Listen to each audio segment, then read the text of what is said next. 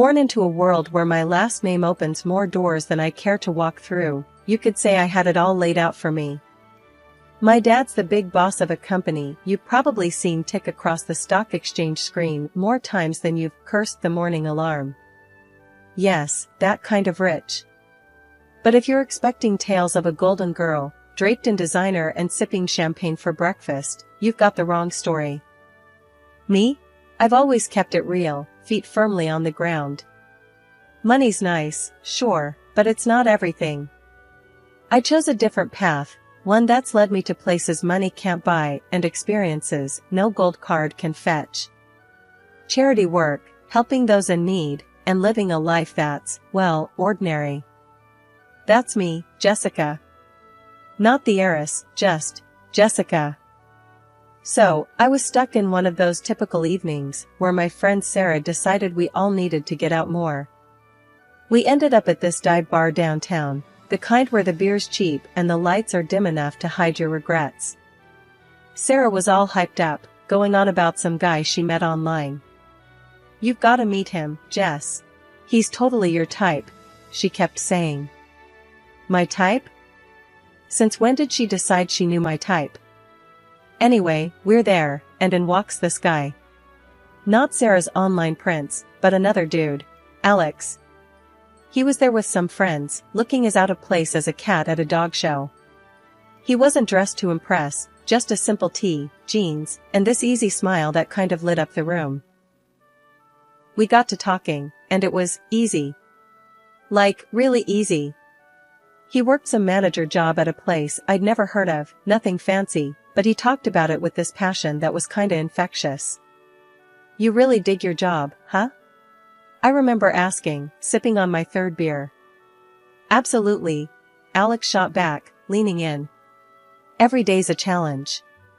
But hey, I'm not here to bore you with work talk. What about you? Sarah mentioned charity work?" I shrugged, trying to downplay it. "Yes, a bit of this and that. Just trying to do my bit, you know?" "That's cool. Really cool," he said, and I could tell he meant it. Not in a trying to impress you sort of way, but genuinely. The night rolled on, our group mingling, but Alex and I kind of stuck together, chatting about everything and nothing. It was refreshing, talking to someone who wasn't trying to sell me on some investment or brag about their latest acquisition. As the night was winding down, Alex got this look in his eye, like he was working up to something. "Hey, Jessica, I know this is kind of forward, but would you want to grab dinner with me sometime? Just us?" I remember feeling this mix of surprise and excitement. "Sure," I said, trying to sound cool about it. "I'd like that." On the way home, Sarah was all giggles and "I told you so's."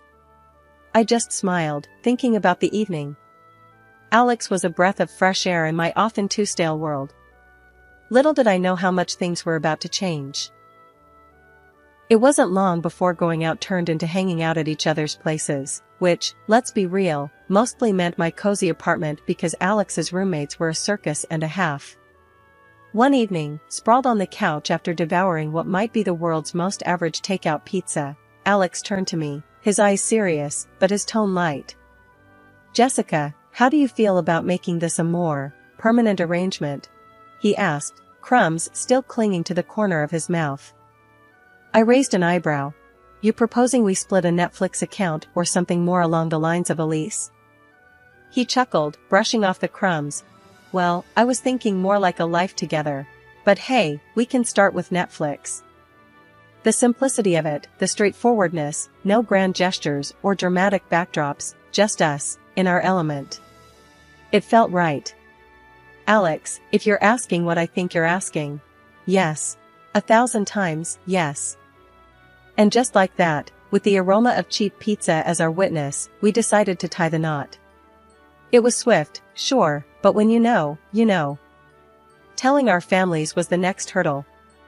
My folks, well, they've always been about the "as long as you're happy" mantra, but this was putting it to the test. Dad, with his business empire, and Mom, the socialite, they had visions of me settling down with someone more in our circle. I broke the news over dinner, the fancy kind, where you're not sure which fork to use for the salad. Mom, Dad, I'm getting married to Alex, I said, the words tumbling out in a rush. Dad paused, fork midair. Alex? The manager chap? Well, that's quick. Mom simply smiled, a bit too tightly. Dear, are you sure? This is rather sudden, isn't it? But I was firm. Yes, I'm sure. He's amazing, and we're really happy together. Their skepticism was palpable, but so was their love. Well, if he makes you happy, darling, Mom conceded, and Dad nodded in agreement. Alex's folks were a whole different ball game. We went over to their place, a cozy little house that seemed always to smell like fresh cookies, or something equally comforting. Judy and Martin, they were as down-to-earth as they come, and they welcomed me like I'd always been a part of the family. Alex tells us you're setting a date? Martin asked, passing me a plate of those infamous cookies. Yes, we're thinking sooner rather than later. Small ceremony, nothing fancy, I replied, trying to gauge their reaction. Judy beamed. Oh, sweetheart, that's wonderful. We're just thrilled for you both. Their warmth was enveloping, a stark contrast to the cautious optimism of my own parents. It was clear, right from the get-go, that our worlds were different, but the common ground was the genuine happiness for me and Alex. Planning the wedding, we were on the same page, keep it simple, keep it us. A small ceremony, close friends and family, and an open bar because, as Alex put it, if we're doing this, we're making sure everyone's having a good time. And that's how it went down. A swift engagement, not because we were rushing, but because everything just clicked into place. Amid the whirlwind, there were quiet moments, looks shared between us that said, we're doing the right thing. And we really were. Living with Alex started off as everything I'd hoped for and more. We were like two peas in a pod, making our little corner of the world in that cozy, modern apartment I had rented. It was ours, filled with love, laughter, and a ton of takeout containers, because, let's face it, neither of us were winning any awards in the kitchen. It wasn't long before I started noticing how Alex's parents, Judy and Martin, had this way of dropping hints about things they liked or needed whenever they came over. At first, it was subtle, almost cute. Oh, Jessica, that's a lovely coffee maker. Must make mornings a breeze, Judy would say, eyeing our shiny new appliance with a gleam in her eye. Or Martin, this sofa is just divine. Our old one's been giving me a right pain in the back, you know. Wanting to be the good daughter-in-law, I'd surprise them with gifts here and there. A coffee maker for Judy, a comfortable new sofa for their living room, and so on. Their initial reactions were always the same, a mix of surprise and a little bit of guilt. Oh, Jessica, you shouldn't have. This is too much, Judy would exclaim, her hands fluttering to her chest. But, you know, humans are funny creatures. Give them an inch, and they'll take a mile. Those initial protests faded away, replaced by a growing list of subtle hints that were about as subtle as a brick through a window. Dinner at your folks' place was lovely, dear. Did you see that new TV they have? Crystal clear. Ours is practically ancient. Alex would relay his parents' latest comments, oblivious to the change in their tone. One evening, after I'd just dropped a not-so-small fortune on a fancy new TV for them, Alex and I were curled up on the couch, my head resting in his lap. They really loved the TV, babe. You're amazing, you know that, he said, his fingers running through my hair. I sighed, the weight of their expectations starting to press down on me. Alex, do they expect us to keep doing this? It's getting a bit much, don't you think? He paused, his hand stopping mid-stroke. What do you mean? They're just happy, that's all. Happy or taking advantage?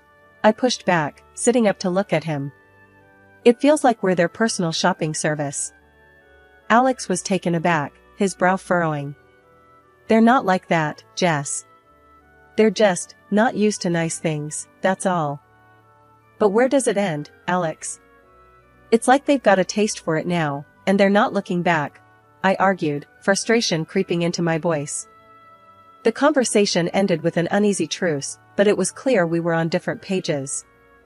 Judy and Martin's gratitude had morphed into entitlement, and it was putting a strain on me.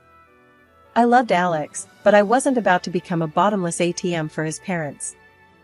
When my dad's company hit the skids, it felt like the rug was yanked out from under my feet. That cushy life? Poof, gone. And with it, the whole dynamic of my relationship took a nosedive. The shift wasn't gradual, it was like flipping a switch from daylight to darkness. I had to break the news to Alex and his folks, and let me tell you, that was a conversation I'd been dreading. Listen up, things are gonna get tight. Dad's company's tanking, and well, we're in for a rough ride, I said, trying to keep my voice steady, but the tremor was there, betraying my nerves. Alex's reaction was a gut punch. You're kidding me, right? What do you mean things are gonna get tight? You're telling me we can't live like we used to because of your dad's mess? His words were like ice, and for a second, I wished the floor would swallow me whole. Judy and Martin's faces were no better, their disappointment barely masked. This is quite the situation you put us in, Jessica, Martin added, his tone dripping with reproach. And just like that, the warmth and camaraderie we once shared evaporated, replaced by this cold expectation that somehow, I was to blame for my family's financial downturn. Moving in with them was hell dressed up as a temporary solution. Our once independent life got swapped for a guest room that felt more like a cell in the house of the two people who clearly saw us as a nuisance. The atmosphere was charged with tension, every day a reminder that I'd somehow failed them. We're cutting back on everything because of this, Judy would remind me, her voice sharp, as she served dinner that was a far cry from the lavish meals we used to enjoy. And Martin, always with a comment on saving costs. Make sure those lights are off. We're not running a charity here. But Alex, he was the hardest to bear.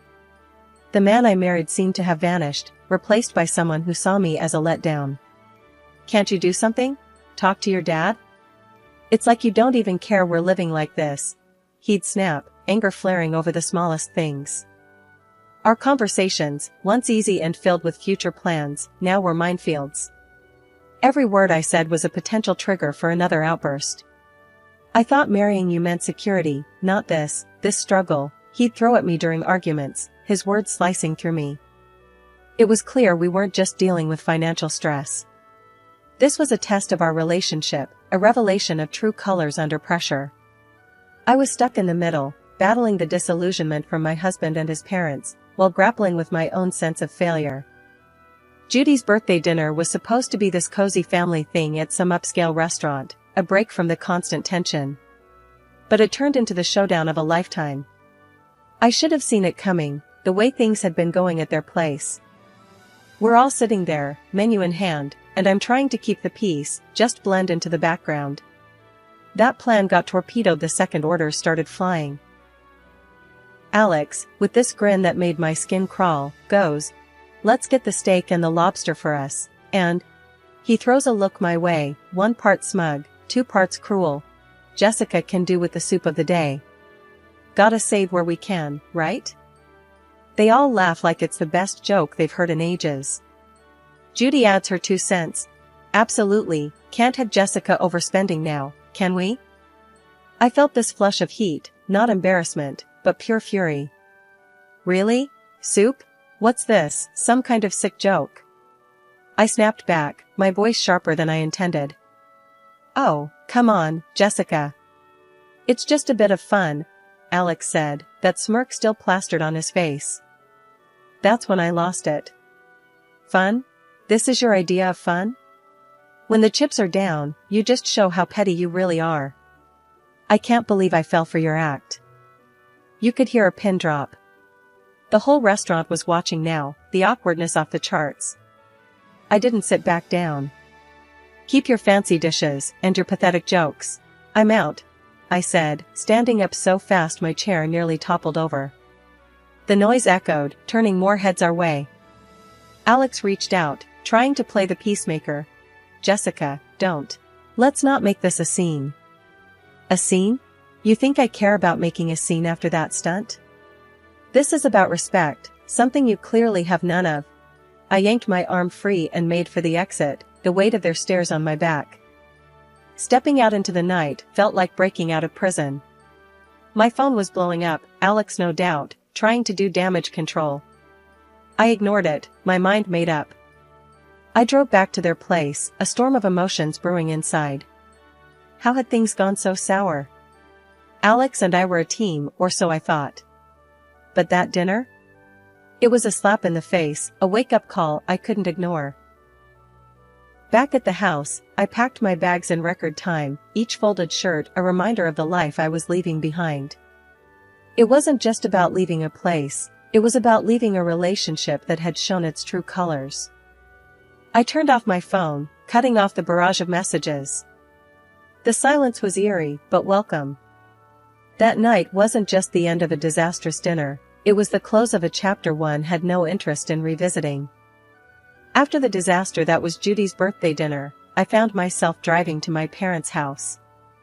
The night was quiet, a stark contrast to the storm raging inside me.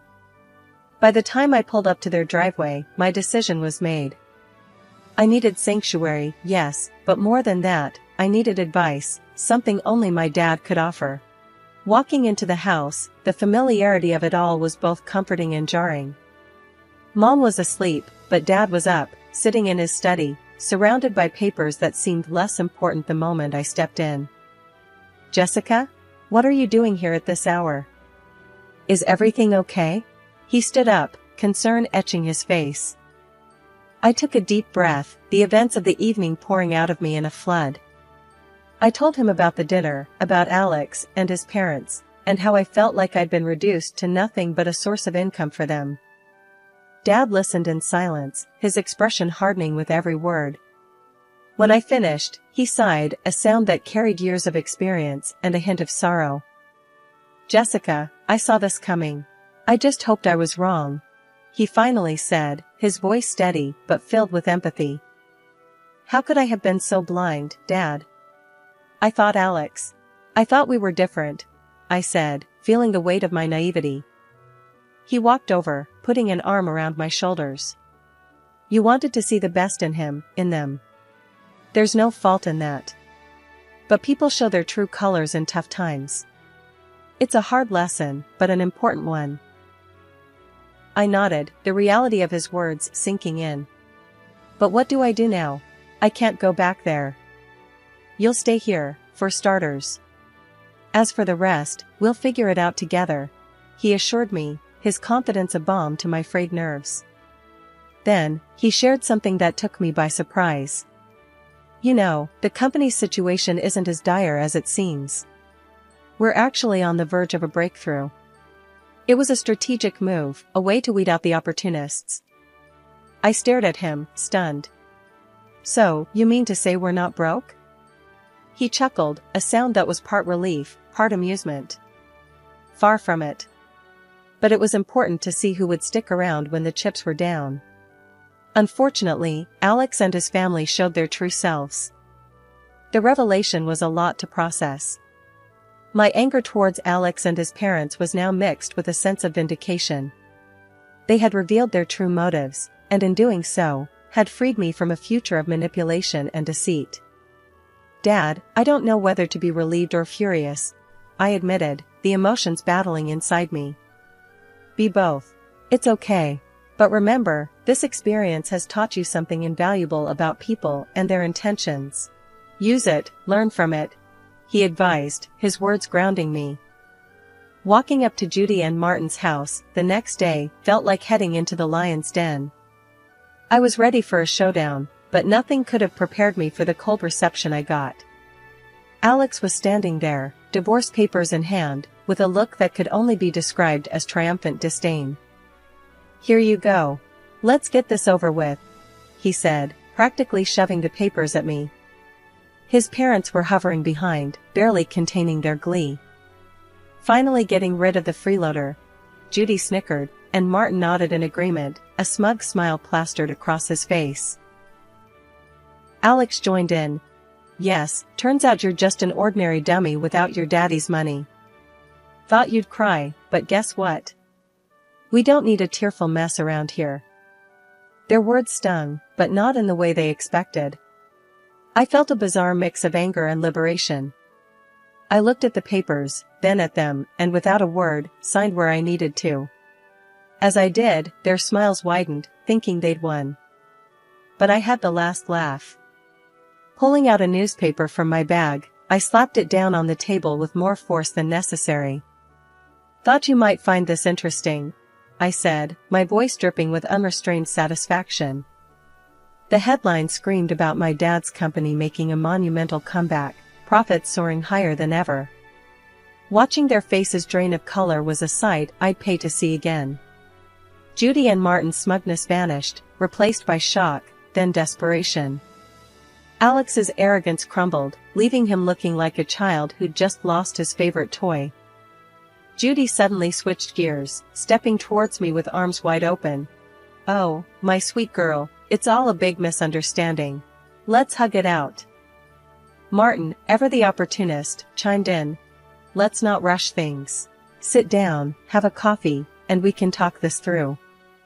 And Alex, oh, Alex, he was the picture of regret. "I was wrong, okay? We can fix this.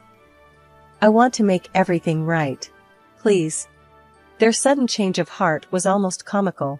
Almost. I couldn't help but laugh, a deep, hearty sound that felt cleansing.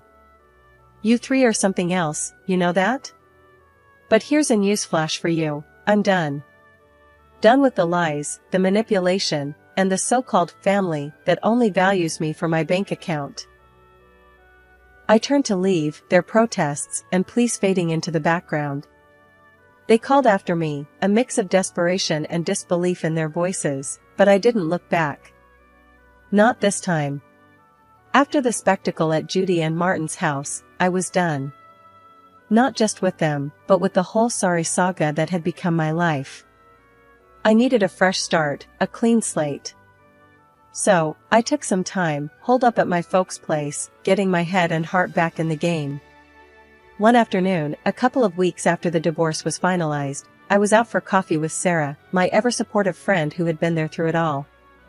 "Girl, you look like a weight's been lifted," she commented, sipping her latte. I laughed, feeling lighter than I had in months. "You have no idea.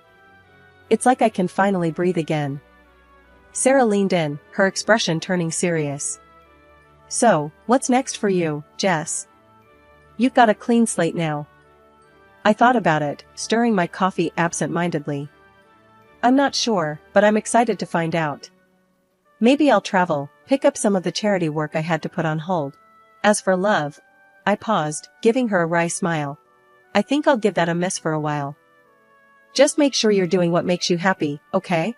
You deserve it after all that drama," she said, reaching over to squeeze my hand. "Thanks, Sarah. That's the plan."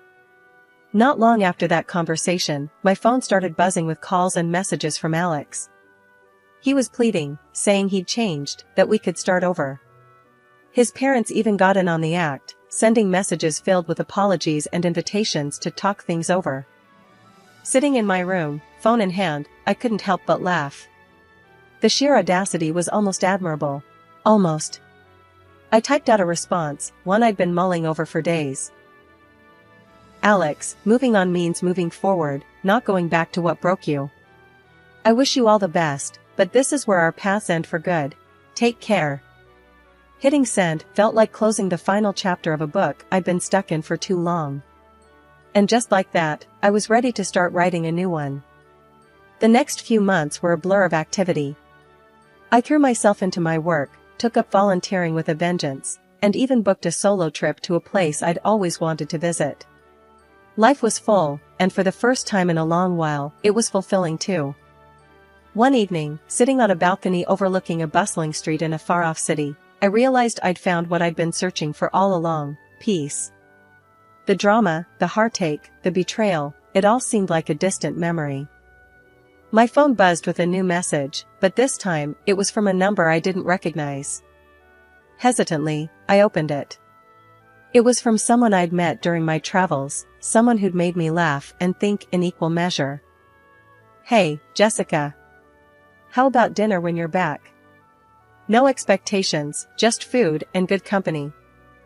I stared at the message, a smile slowly spreading across my face. Maybe it was time to open my heart again, but on my terms, at my pace. Yes, I'd like that. I typed back, hitting send before I could second-guess myself.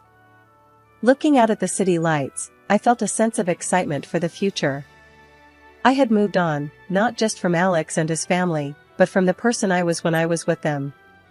I was stronger, wiser, and ready for whatever came next.